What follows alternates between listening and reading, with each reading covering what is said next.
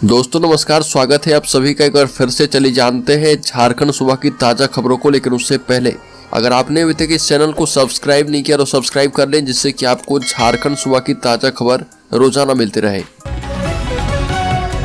सबसे पहली खबर, झारखंड में 456 करोड़ रुपए निवेश करेगी वरुण बेवरेजेज लिमिटेड।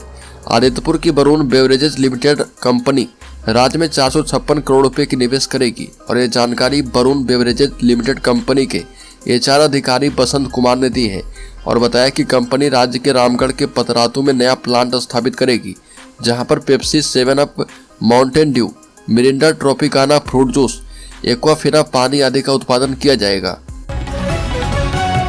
अगली खबर, रामलला के प्राण प्रतिष्ठा समारोह में धोनी, दीपिका समेत झारखंड के कई संत होंगे शामिल। अयोध्या में 22 जनवरी को होने वाले रामलला के प्राण प्रतिष्ठा समारोह में झारखंड के क्रिकेटर महेंद्र सिंह धोनी, तीरंदाज दीपिका, पूर्व सांसद कड़िया मुंडा, राज्यसभा के उपसभापति हरिवंश समेत कई संतों को आमंत्रित किया गया है। जिन संतों को आमंत्रित किया गया है उसमें सिमडेगा स्थित रामरेखा धाम के अखंड दास, बैद्यनाथ धाम के गुलाबनंद ओझा, मलय सरकार रिखिया पीठ से स्वामी निर्जानंद को भी आमंत्रित किया गया है। इसके अलावा भारत सेवाश्रम आश्रम से स्वामी भूतेशनंद को आमंत्रित किया गया है। अगली खबर, रांची के बिरसा मुंडा जेल में बंदियों ने की है घटिया खाने की शिकायत। धनबाद जेल में मिला चाकू एवं कैंची। राज्य के जेलों से मिल रही शिकायतों के मद्देनजर रांची के बिरसा मुंडा केंद्रीय कारा, जमशेदपुर के घाघीडीह स्थित केंद्रीय कारा, पलामू केंद्रीय कारा, धनबाद मंडल कारा, साहिबगंज केंद्रीय कारा और देवघर केंद्रीय कारा में जिला प्रशासन की टीम ने छापेमारी की और इस दौरान अफसरों ने बंदियों से जेल में मिल रहे भोजन एवं चिकित्सकीय सहित अन्य बातों को लेकर बात की। रांची के बिरसा मुंडा केंद्रीय कारा होटवार में उपायुक्त राहुल कुमार सिन्हा के नेतृत्व में औचक निरीक्षण किया गया था। CMPF में घोटाले को लेकर संघ ने की है CBI जांच की मांग।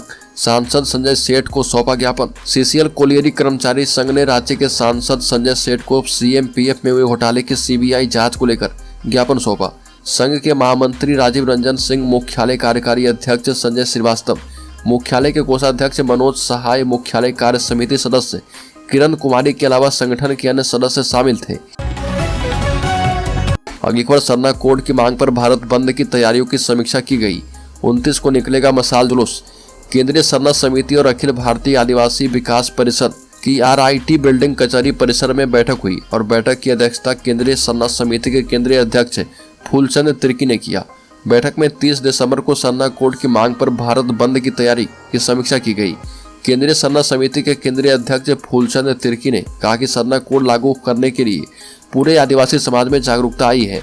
आदिवासी संगठन अभियान सालखन मुर्मू के आह्वान पर 30 दिसंबर को झारखंड, बिहार, बंगाल, उड़ीसा, मध्य प्रदेश, असम, छत्तीसगढ़, गुजरात एवं अन्य राज्य के आदिवासी सड़कों पर उतरकर संघर्ष करेंगे।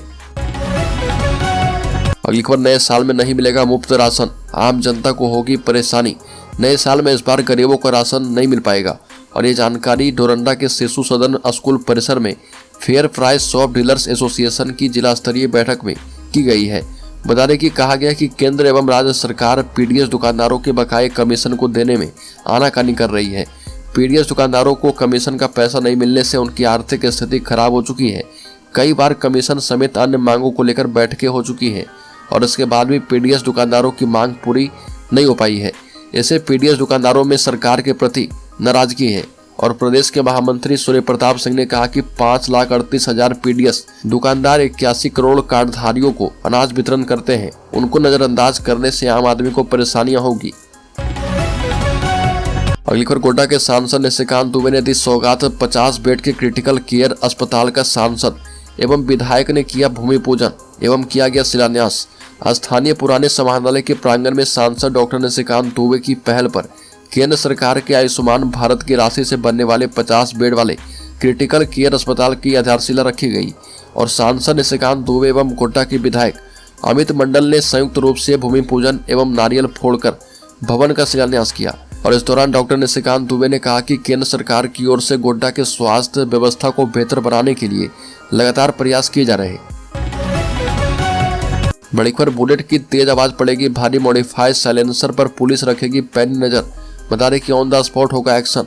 गिरिडीह में शहर से लेकर ग्रामीण क्षेत्र में शोर मचाने वाले बुलेट पर सीधे तौर पर कार्रवाई की जाने की दिशा में कदम उठाया जा रहा।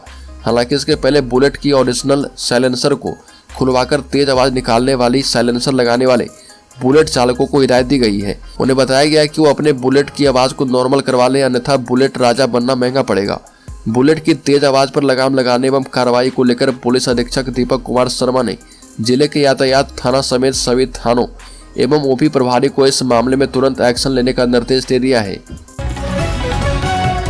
अगली खबर, झारखंड के यूनिवर्सिटी में पढ़ाने वाले अब नहीं बन पाएंगे कुलपति। झारखंड के विश्वविद्यालय में लगभग 15 से 30 साल पढ़ाने का अनुभव लेने वाले और यूजीसी के सभी मापदंडों को पूरा करने वाले भी अब कुलपति नहीं बन सकते हैं, क्योंकि झारखंड में 2008 में बहाल हुए असिस्टेंट प्रोफेसर में से किसी का भी प्रमोशन नहीं किया गया है। वहीं 1996 में बहाल हुए सहायक प्रोफेसर की बहाली एसोसिएट प्रोफेसर के तौर पर हुई तो है, मगर इसके बाद प्रोफेसर में प्रमोशन दिया नहीं गया है। अगली पर किसानों से 60 लाख क्विंटल धान खरीदेगी सरकार, कीमत पिछली बार से 250 रुपये ज्यादा। झारखंड सरकार आगामी 28 दिसंबर से किसानों से धान की खरीद करेगी और इस बार किसानों को पिछले साल की तुलना में प्रति क्विंटल धान पर 250 रुपये ज्यादा मिलेंगे। धान की खरीदारी के लिए पूरे राज्य में 600 से ज्यादा केंद्र बनाए गए हैं और झारखंड के खाद्य आपूर्ति मंत्री डॉक्टर रामेश्वर उरांव ने मीडिया को ये जानकारी दी। बताया कि इस बार सरकारी केंद्र पर धान बेचने वाले किसानों को कुल कीमत की 50% राशि का भुगतान मौके पर ही कर दिया जाएगा और जबकि शेष रकम धान को मिलों पर पहुंचाए जाने के बाद किया जाएगा। बड़ीखबर, गोड्डा जेल में छापेमारी, सभी बाड़ों की जांच, कैदियों से पूछताछ, नहीं मिली आपत्तिजनक सामग्री। झारखंड के गोड्डा मंडल कारा में छापेमारी की गई और इस दौरान सभी कैदी बाड़ों की जांच की गई। इस क्रम में बंदियों से पूछताछ की गई और उपायुक्त जिशान कमर के नेतृत्व में ये छापेमारी हुई। जेल से कोई भी आपत्तिजनक सामग्री बरामद नहीं की गई है। छापेमारी के दौरान अधिकारी के साथ बड़ी संख्या में पुलिसकर्मी मौजूद थे। अगली खबर, झारखंड के 27 बड़े नक्सलियों को तलाश रही एनआईए की टीम। झारखंड में 27 बड़े नक्सली पुलिस के लिए सिरदर्द बने हुए हैं। ये पूरे राज्य में सक्रिय हैं। इनके विरुद्ध पुलिस लगातार अभियान चलाती रही है। ऐसे में कभी पुलिस नक्सली पर हावी होती तो कभी नक्सली पुलिस पर हावी हो जाते हैं। जब भी बड़े नक्सली की सूचना पर पुलिस का अभियान चलता है तो ये सरगना पड़ोसी राज्य में छिप जाते हैं। राष्ट्रीय जांच एजेंसी एनआईए ने झारखंड के 27 माओवादी सरगनाओं को चिन्हित किया है और एनआईए को इनकी तलाश विशेष तौर पर है। ये वही नक्सली है जो झारखंड पुलिस के लिए लगातार चुनौती बने हुए हैं। बड़ी खबर, झारखंड में शराब कारोबार पर एकाधिकार के लिए योगेंद्र तिवारी ने कई संस्थाओं में किया था निवेश। ईडी जांच में किया गया खुलासा।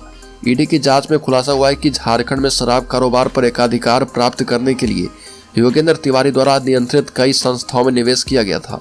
ईडी की जांच में पता चला है कि योगेंद्र तिवारी बालू और शराब के व्यापार से संबंधित आपराधिक गतिविधियों में लिप्त है, जो उसके करीबी सहयोगी के नाम पर थे। हालांकि इन सभी संस्थाओं पर योगेंद्र तिवारी का नियंत्रण था। इन आपराधिक गतिविधियों में अब तक 14 करोड़ रुपए की अवैध कमाई की गई है। अगली खबर, झारखंड के मुख्यमंत्री हेमंत सोरेन चतरा में कहा कि दिल्ली एवं रांची के एसी रूम से नहीं, अब गांव से चलेगी आपकी सरकार। झारखंड के मुख्यमंत्री हेमंत सोरेन ने कहा कि दिल्ली एवं रांची के एयर कंडीशनर रूम में बैठकर नहीं, बल्कि अब गांव से आपकी सरकार चलने वाली है। हेमंत सोरेन ने कहा कि जब हमारी सरकार बनी थी तब राज्य में समस्याओं का अंबार लगा हुआ था। मैंने विकास कार्य की योजना बनाई। अब गाँव का विकास तेजी से किया जा रहा, पुल पुलिया सड़क के विकास कार्य करवाए जा रहे। हेमंत सोरेन ने कहा कि 2025 तक राज्य को मजबूत राज्य बना देंगे। अगली बार, टेट पास पारा शिक्षकों का आंदोलन स्थगित किया गया। सीएम हाउस घेरने निकले थे, राजभवन के पास रोके गए। 5 जनवरी तक मांगों पर सहमति की उम्मीद है। राजभवन के पास लगभग 2 महीने से आंदोलन कर रहे टेट पास पारा शिक्षक मुख्यमंत्री हाउस घेरने निकले थे और प्रशासन की ओर से राजभवन के पास जाकिर हुसैन पार्क धरना स्थल में ही घेराबंदी कर रोक दिया गया। इसके बाद सभी आंदोलन कर रहे पारा शिक्षक यही नारेबाजी शुरू कर चुके थे। बैरिकेडिंग किए हुए स्थल पर ही सभी टेट पास पारा शिक्षक बैठ गए। हालांकि बता दें कि 5 जनवरी का समय दिया गया है। शिक्षकों के आंदोलन के बाद मुख्यमंत्री सचिवालय के निर्देश पर झारखंड मुक्ति मोर्चा महासचिव विनोद पांडे और राज्य मंत्री दर्जा प्राप्त योगेंद्र महतो वार्ता के लिए आए और जहां पर कहा कि अभी छुट्टियों के कारण अधिकारी नहीं रह सकते, इसलिए 5 जनवरी के पहले वेतनमान पर सकारात्मक वार्ता की जाएगी। बड़ी खबर, जामताड़ा की बदलने लगी पहचान, साइबर ठगों पर कार्रवाई के नाम रहा 2023 का साल। 206 साइबर ठग गिरफ्तार किए गए। जामताड़ा अपनी पहचान बदल रहा। साइबर अपराध के लिए देश भर में अपनी पहचान बनाने वाला जिला अब साइबर अपराधियों पर कार्रवाई के लिए अपनी पहचान बना चुका है। जिले में साइबर अपराध का ग्राफ गिर रहा और साइबर अपराध के मामले में फिलहाल जिले का ताजा ग्राफ 9वें पायदान पर पहुंच चुका है। 2023 के आंकड़े पर गौर करें तो वर्ष 2023 जामताड़ा साइबर थाने की पुलिस के लिए उपलब्धियों से भरा रहा। अगली खबर, गिरिडीह में 8 साइबर अपराधी को गिरफ्तार किया गया है। गिरफ्तार अपराधियों के पास से 20 mobile phone, 25 SIM card, 4 ATM card, एक पासबुक, एक पैन कार्ड, एक आधार कार्ड और एक लैपटॉप बरामद किया गया है। गिरिडीह के SP दीपक कुमार शर्मा ने बताया कि पुलिस जीरो टॉलरेंस के तहत कार्य कर रही है और लगातार साइबर DSP संदीप सुमन समदर्शी के नेतृत्व में गठित टीम हर एक दिन किसी न किसी इलाके में साइबर अपराधियों को गिरफ्तार करने में सफलता पा रही है। बता दें कि बिरनी थाना क्षेत्र के खेतबारा निवासी दीपक कुमार, अहिल्यापुर थाना क्षेत्र के जोड़ा सिमर निवासी दिनेश कुमार सहित 8 लोगों को गिरफ्तार किया गया है। सभी साइबर अपराधी लोगों के मोबाइल पर अश्लील वीडियो भेजकर उसका रिकॉर्डिंग कर ब्लैकमेल किया करते थे। वहीं इन साइबर अपराधी से पूछताछ में यह भी पता चला है कि ये लोग फर्जी खाता ATM से पैसे की निकासी भी करते थे। गिरिडीह जिले में किसी भी सूरत में साइबर अपराधी को पनपने नहीं दिया जाएगा। बता दें कि जिन 8 साइबर अपराधी को अरेस्ट किया गया है वो सभी साइबर अपराधी पोषण ट्रैकर ऐप के माध्यम से गर्भवती महिलाओं के मोबाइल पर कॉल करके उन्हें मातृत्व लाभ का राशि दिलवाने का झांसा देकर ठगी करने के साथ साथ अपने आप को फर्जी बैंक अधिकारी बताकर लोगों को झांसे में लेकर ठगी करते थे।